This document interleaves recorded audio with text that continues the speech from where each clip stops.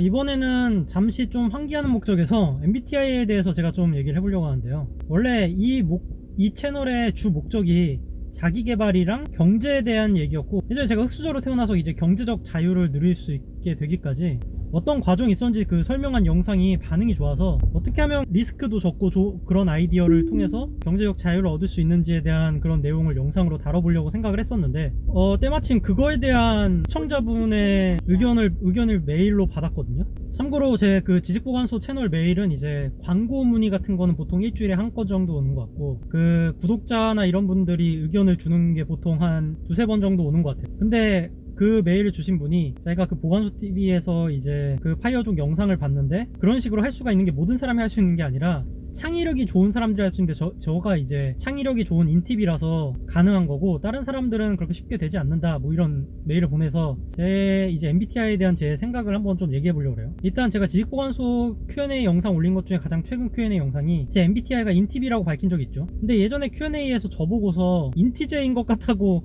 그런 얘기를 하신 분들 많았는데, 무슨 말인 줄 알아요. 소시오패스란 얘기죠. 아무튼 제가 인티제가 아닌 거는 MBTI에서 이제 J 성향이 별로 없고 P 성향이 훨씬 더 가깝기 때문인데, 논리적이고 직관적이고 아이디어 뱅크지만 이제 그거를 정리하고서 실행하는 그 실행력이 좀 부족하고 약간 정리를 하거나 마무리하는 거에 약하기 때문에 이제 P형에 가까운 것 같아요. 아무튼 이번에 그런 메일을 받아보고 나서 제 혹시 MBTI 성향이 다시 바뀌었나 싶어가지고 다시 한번 테스트를 해봤거든요. 근데 또 역시나 인팁이 나오네요. MBTI가 저는 과학적인 근거가 있다고 생각하진 않는데, 그래도 이런 얘기를 이제 이성이랑 하거나 하면은 나름 좋은 점들이 많아서 이제 참고 자료로 보려고 많이 참고를 했어요. 제 생각은 이제 그래도 그 MBTI에서 설명하는 제 유형에 대한 설명이 한 70-80% 정도는 맞는 것 같은데, 일단 제 인팁의 가장 큰 특징 중에 하나가 논리적인 사색가, 아이디어 뱅크 뭐 이런 얘기가 있잖아요. 그게 일단 맞는 것 같아요. 일단은 감정보다 논리가 훨씬 더 앞서는 것도 맞고, 아이디어 뱅크라는 것도 이제 아침에 제가 눈 뜨면은 이런 아이디어를 잘 실행을 하면은 돈을 벌 수 있겠다, 이런 아이디어만 하루에 한 두세 번씩은 무조건 생각나거든요. 근데 전부 다 귀찮아서 실행을 안 하거나, 생각을 해보면은 리스크가 크거나 해서 별 실효성이 없다고 생각해서 실행을 안 하는 경우가 되게 많은 것 같아요. 그리고 인팁이 인간한테 관심이 없다고 하는데, 글쎄요. 물론 저는 인간보다 우주가 왜 생겼나 같은 그런 주제나 로봇이나 무생물한테 더 관심이 많긴 한데, 근데 인간은 약간 그 포켓몬스터에서 이제 포켓몬 세상에서 포켓몬을 연구하는 오박사가 있잖아요. 그 오박사가 포켓몬을 연구하는 느낌으로다가 약간 흥미로운 관점에서 인간을 연구하는 그런 관점으로 인간을 접근하는데, 이게 관심이 있는 거 아닌가? 잘 모르겠네요. 그리고 인팁이 따뜻한 로봇이라는 말이 있는데, 한마디로 감정이 없는 로봇이라는 얘기거든요. 부정을 하고 싶기도 하지만, 근데 왜 저런 말을 하나 생각을 해보면, 그게 제가 생각이 진행되는 방식이 좀 보통 사람이랑 좀 많이 다르다는 걸 저도 느끼거든요. 그래서 똑같은 사물도 한 가지, 다른 사람들은 다 이 정면에서 보는데 저는 이제 측면에서 보면서 얘기를 하니까 그거에 대한 오해도 많이 생기고 그거에 대한 의견 충돌도 많이 생기는 것 같아요. 예를 들어서 이제 최근 설거지론 영상에서도 그 사람들이 막 그런 거에 대해 오해를 많이 했잖아요. 그러면은 뭐 설거지를 하는 여자가 나쁘지 않다는 거냐, 아니 그 나쁘지 않다고 한 적이 한 번도 없는데, 저는 다른 사람들 다 이 정면에서 보고서 이 얘기만 하니까, 이건 다 알고 있는 내용이니까 나는 이쪽 면을 보니까 이쪽 면에 대한 얘기를 해야지, 라고 해서 그 얘기를 한 건데, 갑자기 생뚱하게 그런 얘기를 하니까 황당한 거예요. 이게 무슨 느낌이냐면은 대학교 교수가 라플라스 변환, 대학교에서 이제 공업수학에서 라플라스 변환을 가르쳐 주는데, 갑자기 학생 중에 하나가 아니 왜 사칙연산이 중요한데 사칙연산이 더 중요한데 그 얘기는 안 하고 라플라스 변환 얘기를 하세요? 이런 느낌인 거예요. 그러니까 아니 다 알고 있고 그 하는 관점에 대해서는 다 아니까 내가 그 얘기를 한 것 뿐인데, 그거에 대해서 약간 그런 오해들이 가끔 좀 생기는 것 같아요. 그러니까 뭐 이런 거죠. 남들은 이제 원기둥을 정면에서 보면은 직사각형이잖아요. 원기둥을 정면에서 보면. 근데 위에서 보면은 원이잖아요. 그래서 이제 남들은 정면에서 보고 직사각형이다 라고 얘기를 하길래, 나는 위에서 보고서 사실은 이게 원형인 측면도 있는 건데, 이렇게 얘기를 하고 있으면은 사람들이 아니 그럼 이 직사각형으로 보인다는 게 틀렸다는 거냐? 이렇게 얘기하는 느낌이라서, 그게 맞는 거 나도 아는데 그거는 다 알고 있으니까 굳이 내가 얘기할 필요 없이 넘어가는 것 뿐인데, 뭐 하여간 그런 남들이 당연히 알고 있다라고 생각하는 데서 오해가 생기는 것 같아요, 내 생각에. 그리고 이제 2016년에 그 나왔던 알파고 있죠. 알파고가 경우의 수를 찾는 알고리즘을 이제 구글 딥마인드에서 이제 그래픽으로 보여준 적이 있는데, 저는 그걸 보면서 아니 원래 판단을 하거나 생각할 때 저렇게 하는 거 아니야? 라고 생각을 했거든요. 그러니까 약간 로봇이라고 얘기하는 게, 제가 생각하는 그 방식이 이제 알고리즘이랑 비슷한 그래서 프로그램 같은 거를 할 때 좀 유리한 것 같긴 해요. 그리고 심심해서 그냥 프로그램을 만든 것도 있긴 한데, 아무튼 그게 아무래도 로봇이 생각하는 방식, 그 알고리즘이랑 비슷하다 보니까 알파고의 이 경우에서 이걸 선택하면은 이만큼의 경우에서 쫘라락 나오고, 그 중에서 이게 가장 좋다고 생각해서 이걸 선택하면 이게 쫘라락 나오고, 그런 알고리즘 방식으로 생각하는 것 같아서, 그래서 따뜻한 로봇이라고 하는 게 아닌가라고 생각을 해요. 그리고 또 인팁이 사회성이 떨어진다고 하는데, 뭐 맞죠. 부정할 수가 없습니다.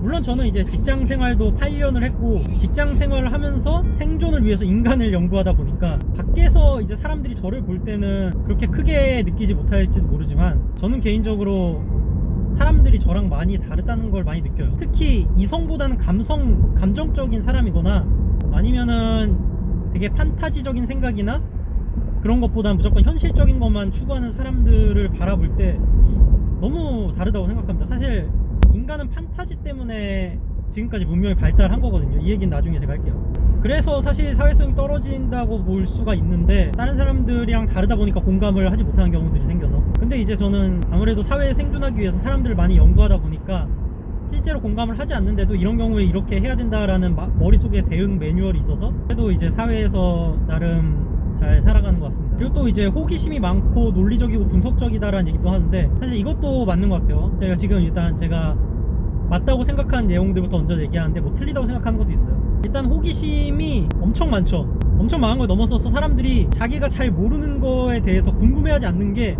이해가 안 돼요, 아직도. 그러니까 뭐 예를 들어서 그런 얘기를 하더라고요. 내가 핸드폰이 동작하는 원리를 모르는 게 어떠냐, 핸드폰을 사용할 줄 알지 알면 되지, 이렇게 생각을 하는데, 저는 그 원리가 궁금해하는 게 당연하고 너무 어려서 모를 수도 있다고 생각하는데, 이해를 못할 수도 있다고 생각하는데, 그래도 기본적으로 호기심이라는 게 있으니까 당연히 궁금할 수밖에 없는 거 아닌가, 뭐 이런 생각이 되게 많이 드는 편이에요. 그리고 분석적이고 논리적인 것도, 논리적이다, 그러니까 감정적으로 판단을 하는 방법을 모르는 것 같아요. 제가 잘 논리적으로 판단을 하려고 하고, 그리고 이제 분석적인 것도 이제 제가 어릴 때부터 우주가 왜 생겼는지가 너무 궁금하다 보니까 그거에 대해서 너무 많이 찾아봤어. 분석을 해보고 찾아보고 공부해보고 분석해보고. 그러다 보니까 상대성 이론, 양자역학 이런 것까지 가가지고, 아, 양자역학 상대성 이론 이런 거구나, 막 이런 거에 대해서 또 알게 되고. 그래서 제 생각을, 분석을 그냥 고지된 것들 이해하지 말고 그 이해한 내용을 분석을 해야 되니까, 그 분석한 내용을 대학생 때 이제 막 쓰다 보니까 그거를 공감 네이버 블로그에다 쓰기 시작했거든요. 그래서 네이버 블로그에 제 지식을 보관해두는 곳이라고 이제 생각을 해가지고, 지식보관소, 원래는 이제 잡지식보관소라고 이름을 짓긴 했는데, 아무튼 유튜브 넘어오면서 지식보관소가 되는 게 2007년에 제가 2006년에 만든 지식보관소 채널이에요. 물론 제가 이해가 빠른 편인 것 같긴 하고 확실히 직관적이긴 한데, 이해를 한 거를 내 논리대로 잘못 해석하거나 그렇게 직관적으로 받아들인 경우가 많은 것 같아요. 그래서 약간 그건 좀 주의를 해야 될 경우가 있고, 그리고 인팁이 4차원이다 이런 말도 있는데, 그게 다른 사람들이랑 뭐가 핀트가 다르다 뭐 이런 의미라면 맞는 것 같아요. 보통 상황에서도 이제 사람들이 기분 나빠해야 되는 상황에서, 저는 남들이 화가 나야 되는 상황에서 저는 화가 하나도 안 나는 경우가 많은 것 같아요. 예를 들어서 예전에 제가 결혼식을 갔는데 어떤 분이 저보고 개그맨 김경진을 닮았다 그런 얘기를 하는 거예요. 근데 나중에 이제 같이 있던 사람이 저한테, 아니 저 사람 약간 무례한 거 아니냐라고 얘기를 하더라고요. 근데 저는 아니 왜 무례한지 이해를 못했어요. 그리고 이제 집에 가서 밤에 이제 거울 보면서 생각을 하는데, 그때 제가 라식하기 전에 안경을 썼는데 안경이 김경진이랑 진짜 똑같은 안경을 쓴 거예요. 그래가지고 아, 이것 때문에 그랬구나 라는 생각해서 혼자 웃고 이랬거든요. 분들은 보통 그게 기분 나쁘다고 하는데, 이제 생각을 해보면 제가 이성적인 사람이니까 그런 거에 대해서 감정적으로 기분 나빠하는 게 없는 것 같아요, 별로. 그래서 그런 일들이 생기는 것 같고, 그래서 이게 제가 4차원이라기보다는 보통 감정적인 유형의 사람들, 이제 즉각적으로 누군가 감정적으로 기분 나쁘게 말하면 그것 때문에 화가 나는 경우가 있는데, 저는 이제 논리적으로 따져봤을 때 그 말이 논리랑 다른데 그렇게 주장을 하는 거면은 화가 나는데, 논리적으로 맞는 말이면은 그게 저한테 실제로 피해가 주는 거라고 해도 화가 안 날 것 같아요. 맞는 건데 왜 화가 나는지 잘 모르겠고, 그런 거에 그래서 그러니까 논리적으로 안 맞는데 잘못되는 게 화가 나는 게 어떤 건, 예를 들어서 제가 고등학교 때 친구를 만났던 적이 있는데, 그 친구가 갑자기 무한동력이 맞을 수도 있다는 얘기를 하는 거예요. 근데 갑자기 너무나 빡이 치는 거예요. 이게 너무 잘못된 얘기로 계속 주장을 하니까 되게 화가 나더라고요. 그래서 막 그거에 대해서 언쟁을 했는데, 막 그렇게 생각하죠. 아니, 보통 화도 안 내던 애가 왜 화를 낼 것도 같지도 않은 일인데 화를 내지? 그러니까 약간 그런 것 같아요. 남들은 화내는 포인트에서 화가 안 나고, 남들이 화가 안 나야 될 포인트에서 화가 나는 경우가 좀 많은 것 같은데, 그게 그 감정적인 선이 없는 약간 로봇이라서 그런 면이 좀 있는 것 같아요. 그래서 되게 좀 엉뚱하게 화가 안 나는데 화가 나는 척 연기를 해야 되는 경우도 있어요. 아니 화가 안 나면 안 나는 거지 왜 화나는 척 연기를 해야 되냐라고 생각할 수도 있는데, 이게 너무나 당연히 화가 보통 사람들이 나야 된다고 생각하는 상황에 제가 화가 안 나면은 얘 사이코패스인가 약간 이렇게 생각하는 경우도 있어가지고, 그게 싫어가지고 좀 남들이 화가 나야 될 거라고 생각하는 상황에서 정상인 코스프레를 하기 위해서 화가 나는 척 연기를 하는 경우들도 있습니다. 그래서 진짜 거짓말 안 하고 제가 혹시 난 왜 좀 다르지? 사이코패스인가 싶어가지고 사이코패스면 이거 치료할 수 있나 이게 너무 궁금해가지고 막 어떻게 치료하지 막 찾아봤었거든요. 근데 찾아보다 보니까 사이코패스는 애초에 자기가 사이코패스일 수도 있지 않나 이런 의심을 안 한대요. 그리고 어쩌다가 내가 사이코패스인가라는 의심을 하게 된다고 하더라도 그걸 치료하고 싶다는 생각을 안 느낀다고 그래서 사이코패스는 아니지 않을까라고 생각을 합니다. 그냥 사이코패스나 그리고 소시오패스나 이런 거는 감정이 없다기보다는 되게 반사회적 감정이라고 해야 되나? 약간 반사회적 감정? 사악한 감정? 이런 거에 가까운데, 저는 그냥 감정이 약한 거라서 그냥 알파고 보고 사이코패스나 소시오패스라고 하지 않잖아요. 약간 그래서 그런 느낌인 것 같아요. 그리고 소시오패스는 사실 스펙트럼이 너무 넓으니까 뭐 소시오패스일 수도 있을 수도 있는데, 근데 소시오패스 이제 또 특성 중에서 자기중심적이다라는 특성은 맞는 것 같아요. 맞는 것 같은데, 이제 또 중요한 특성 중에 하나가 죄책감이랑 수치심이 없다는 특성이 있거든요. 근데 저는 논리적으로 잘못된 얘기를 내가 맞는 줄 알고 막 이렇게 했을 때 수치심이 진짜 엄청 수치심을 느껴가지고, 그래가지고 또 이게 역시 논리를 더 강하게 해야 된다라는 자꾸 그거만 더 쌓여가지, 수치심이랑 죄책감이 없는 거가 약간 좀 안 맞는 것 같아서 소시오패스도 좀 아니지 않나? 그냥 로봇이라고 생각해주세요. 그냥 새끼는 인간의 스킨을 쓰고 있는 로봇이다, 약간 이렇게 생각하는 게 좋을 것 같습니다. 그리고 제가 MBTI에서 좀 이거는 앞뒤가 반대라고 생각하는 것 중에 하나가, 인팁이 IQ가 가장 높다, 이런, 심지어 뭐 넘사벽이다, 아인슈타인이 인팁이다, 이런 얘기가 있는데, 저는 이게 약간 반대로 말한 거라고 생각해요. 그러니까 IQ 테스트를 받고 저도 잘 나오긴 했는데, 인팁이 머리가 좋다기보다는 논리적, 분석적, 직관적 이런 거에 워낙 특화가 돼 있는데, 이제 웩슬러 지수의 IQ 테스트도 그렇고 이제 멘사 테스트 같은 것도 보면은 전부 다 논리, 직관, 분석 이런 거를 요하는 문제들 위주여가지고, 이런 성향이 있는 인팁이